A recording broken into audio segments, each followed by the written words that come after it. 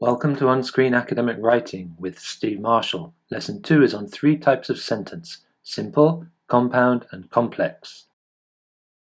This lesson focuses on 3 kinds of sentence: simple, compound, and complex. It is recommended that you study OnScreen Academic Writing Lesson 1, independent and dependent clauses, before you do this lesson. Here are 3 sentences. The first is a simple sentence: I passed the exam. This simple sentence has one idea. The second sentence is a compound sentence. I passed the exam and I got a good grade. This has 2 equal ideas. The third sentence is a complex sentence. Even though I passed the exam, I wasn't happy with the grade.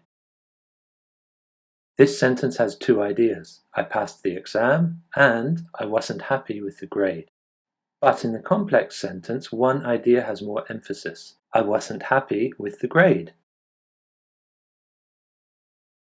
Let's look now at the form for simple, compound, and complex sentences. First, the simple sentence, I passed the exam. A simple sentence must have a subject and a corresponding verb. In this sentence, I passed. This simple sentence also has an object, the exam. The object is optional. This simple sentence has one idea in one independent clause. Second, the compound sentence, I passed the exam and I got a good grade. I passed the exam is an independent clause. I got a good grade is also an independent clause. In between the 2 independent clauses we have the coordinator and. If you're not familiar with coordinators, go to OnScreen Academic Writing Lesson 7. In Standard American English there's a comma before coordinators. In British English it's often omitted. Compound sentences normally have 2 equal ideas. And here are 2 complex sentences. Even though I passed the exam, I wasn't happy with the grade. And I wasn't happy with the grade even though I passed the exam. Even though I passed the exam is a dependent clause. And I wasn't happy with the grade is an independent clause.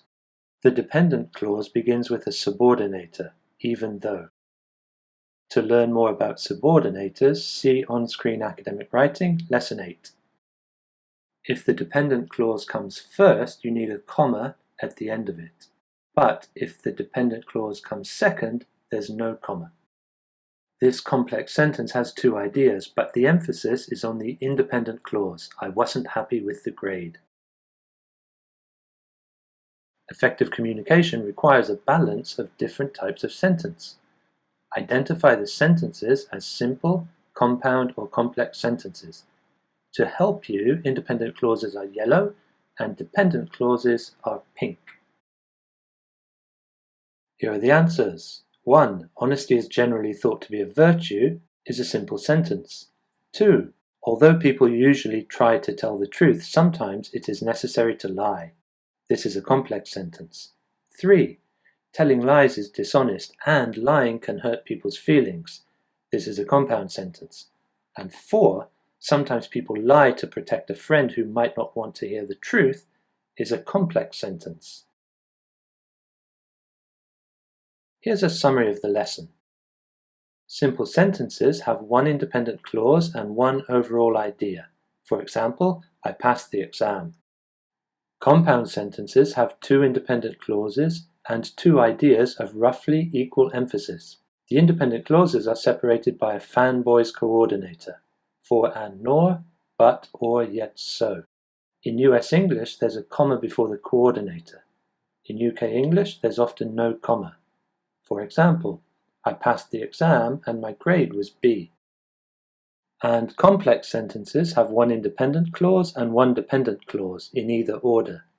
Complex sentences usually have 2 ideas. The idea in the independent clause often has more emphasis.